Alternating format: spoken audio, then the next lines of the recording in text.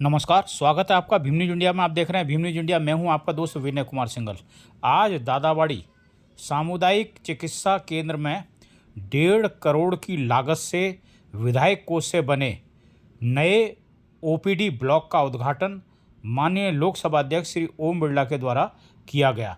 देखिए, इस अवसर पर श्री ओम बिरला ने कोटा शहर के विकास के लिए क्या कहा और उनकी आगे की क्या रूपरेखा है। आप देख रहे हैं भीम न्यूज इंडिया की रिपोर्ट दादाबाड़ी चिकित्सा केंद्र से। और कर्मों में नीति की गरिमा में उपस्थिति माननीय लोकसभा अध्यक्ष।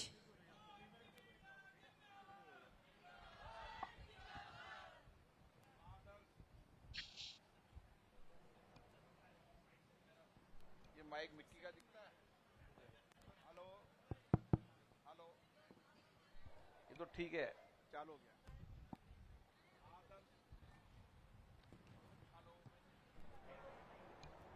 हेलो हेलो, माइक वाला कौन है? ये क्यों नहीं चालू है? आदर्श दादाबाड़ी सामुदायिक भवन के नवनिर्मित ओपीडी वार्ड के इस लोकार्पण समारोह में मैं आज विशेष रूप से कोटा दक्षिण के विधायक माननीय संदीप शर्मा जी को धन्यवाद देता हूं, जिन्होंने इस क्षेत्र के अंदर ये चिकित्सालय लोगों की चिकित्सा सेवा, चाहे महिला हो, पुरुष हो, नौजवान हो, इस चिकित्सा सेवा में बहुत विशिष्टता से, प्रामाणिकता से और बहुत भरोसे, विश्वास के साथ यहां पर चिकित्सा व्यवस्था होती है। और इस मौके पर मैं उन सभी चिकित्सकों को भी धन्यवाद देता हूं, जिन्होंने लंबे समय यहां पर सेवा देकर और गुणवत्तापूर्ण चिकित्सा व्यवस्था देकर लोगों के विश्वास, भरोसे को कायम रखा और उसके कारण यह आदर्श सामुदायिक भवन दादाबाड़ी केवल दादाबाड़ी नहीं, इस पूरे कोटा शहर की आदर्श सामुदायिक भवन के रूप में इसकी पहचान हुई। ईंट पत्थर के भवन से कभी कोई चिकित्सालय की पहचान नहीं होती। चिकित्सालय की पहचान होती है वहां के चिकित्सकों से, वहां के नर्सिंग स्टाफ से, वहां पे सहायक कर्मचारियों से। और मुझे पता है यहां पर काम करने वाले चिकित्सकों ने जिस मनोभाव के साथ काम किया, जिस समर्पण के साथ लोगों की सेवा की, यहां के नर्सिंग स्टाफ ने जिस समर्पण के साथ सेवा की, यहां के सहायक कर्मचारियों ने जिस तरीके से मरीजों की सेवा की, इसके कारण इस चिकित्सालय की प्रतिष्ठा बढ़ी। आज खुशी है, इस चिकित्सालय के अंदर 8 ओपीडी ब्लॉक होंगे, ताकि हर तरीके के चिकित्सक यहां पर होंगे। आउटडोर के अंदर लोगों को बेहतर चिकित्सा मिल जाएगी। यहां पर ऑपरेशन भी होंगे, यहां पर डिलीवरी भी होगी और बच्चों का इलाज भी होगा। हमारी कोशिश है कि कोटा शहर के हर वार्ड के अंदर एक चिकित्सालय बने, ताकि एक प्रारंभिक इलाज के लिए लोगों को अपने घर से दूर न जाना पड़े। आने वाले समय के अंदर कोटा के हर वार्ड के अंदर प्राथमिक स्वास्थ्य केंद्र होगा, ताकि लोगों को प्राथमिक उपचार के लिए अपने नजदीक के उस चिकित्सालय में जाना पड़े। और 4, 5, 6 वार्ड मिलाकर हम सामुदायिक चिकित्सा केंद्र बनाएंगे ताकि छोटे मोटे और बेहतर तरीके से इलाज लोगों का हो सके। आने वाले समय के अंदर इन सभी सामुदायिक चिकित्सालयों के अंदर इमरजेंसी के अंदर यहां एम्बुलेंस उपलब्ध होगी ताकि अपने घर के नजदीक तुरंत एम्बुलेंस से हम जिले के चिकित्सालय में या जयपुर इलाज के ले जा सकें। मुझे याद है कि कोटा हमेशा चिकित्सा का बड़ा हब रहा है और उस हब रहने का कारण यहां के चिकित्सकों की सेवा, समर्पण और विशिष्टता, प्रामाणिकता, यही कारण है कि कोटा में विशेष रूप से इसकी पहचान रही है। लेकिन आने वाले समय में हमारा सपना बड़ा है। हम चाहते हैं आने वाले समय में कोटा इस उत्तर भारत का प्रमुख मेडिकल हब बने और उसके लिए जो आवश्यक होगी वो सारी व्यवस्था करी जाएगी। मुझे खुशी है कि आज कोटा के अंदर चिकित्सा क्षेत्र के अंदर 500 करोड़ रुपए से ज्यादा के काम चल रहे हैं, चाहे गांव में हो, चाहे उप चिकित्सालय केंद्र हो, चाहे शहर का मेडिकल कॉलेज हो, चाहे शहर का न्यू मेडिकल कॉलेज हो। आने वाले समय के अंदर एक मरीज को सारी चीजों जो उसके इलाज के लिए जयपुर, दिल्ली में है, वो सारी इलाज की व्यवस्थाएं कोटा में होने लगेगी। और मुझे खुशी है कि हम बहुत सालों तक यहां पर एक कैंसर हॉस्पिटल का इलाज कर रहे थे।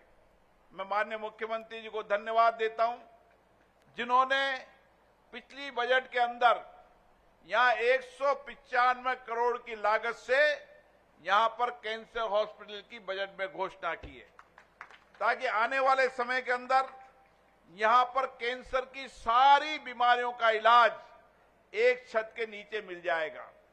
मुझे याद है जब कोरोना के समय वायरस आया था तो वायरस आने के कारण यहां पर जांच का केंद्र नहीं था और इसीलिए आने वाले समय के अंदर अभी यहां पर BSL-3 जो वायरस की जांच दिल्ली, बंबई होती है, जयपुर भी नहीं होती, वह BSL-3 की लैब यहां पर शुरू हो चुकी है।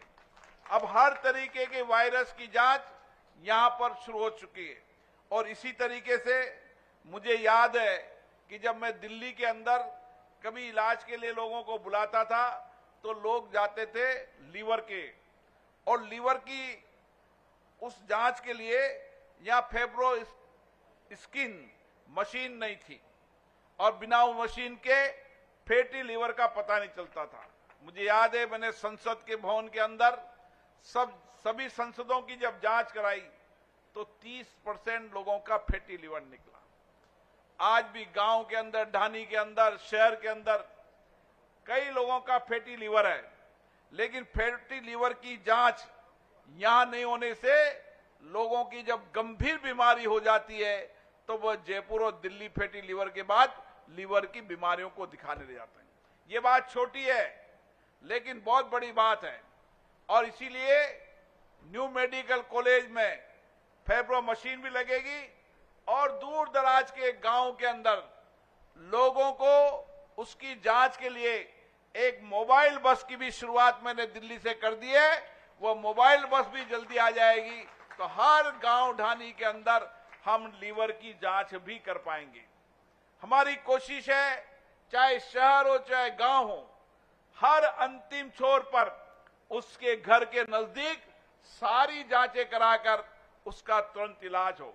और इसके लिए न्यू मेडिकल कॉलेज हो, MBS का मेडिकल कॉलेज हो, आने वाले समय के अंदर जितनी भी जांचें जयपुर, बंबई में होती है वो सारी की सारी जांचें कोटा मेडिकल कॉलेज में होगी। और इसी के साथ चाहे कैंसर का इलाज हो, चाहे कार्डियो सर्जरी हो, तमाम तरह की इलाज के साथ जब हम आजकल लोगों के कमर की बीमारी ज्यादा होती है और कमर की बीमारी होने के कारण स्पाइनल सर्जरी की यूनिट भी यहां पर खुल गई है और 30 बेड का अस्पताल भी हो चुका है।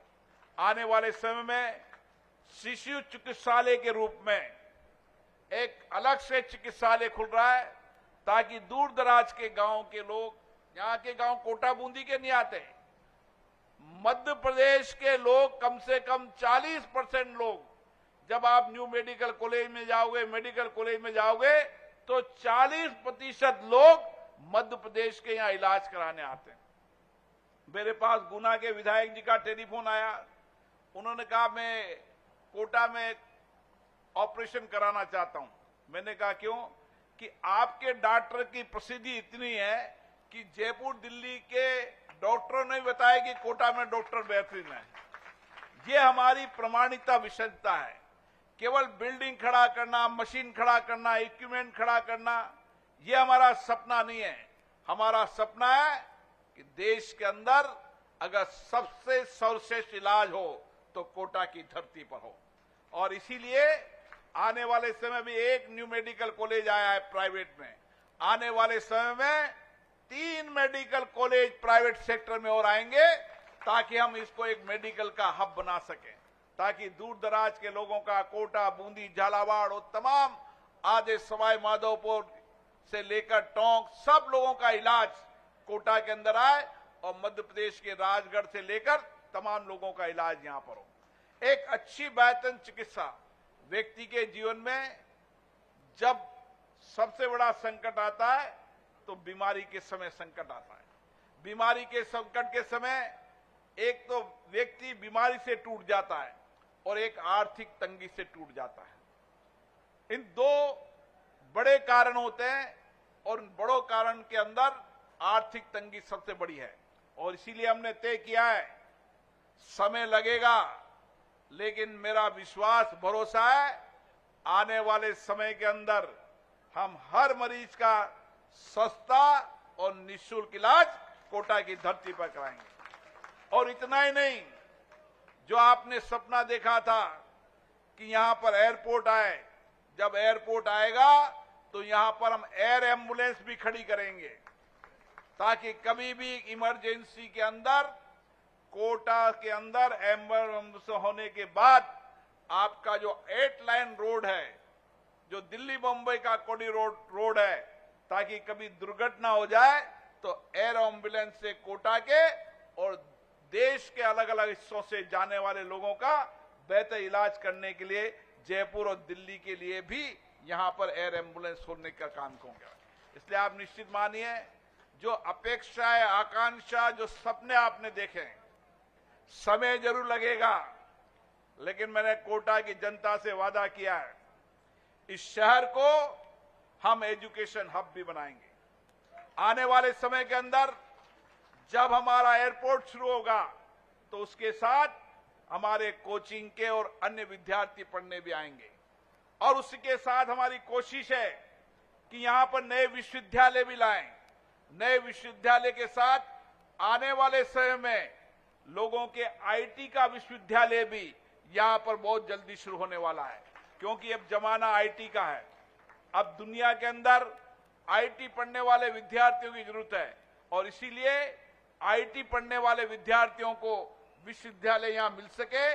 तिब्बत आईआईटी हमारे पास है, आने समय वाले में आईटी का विश्वविद्यालय भी यहां पर होगा ताकि हम आईटी के हब के सपनों को भी पूरा कर सके। हम इंडस्ट्रीज के सेक्टर में हो, चाहे सर्विस सेक्टर के अंदर हो, चाहे पर्यटन के सेक्टर में हो, और आने वाले समय में मुकंदरा और रामगढ़, दुनिया के अंदर कोटा ही एक ऐसी जगह होगी जहां 30 किलोमीटर दूरी पर 2 अभयारण्य है और नवंबर तक दोनों अभयारण्य में 9 शेर आ जाएंगे तो आने वाले समय में अभयारण्य के रूप में भी कोटा की पहचान होगी।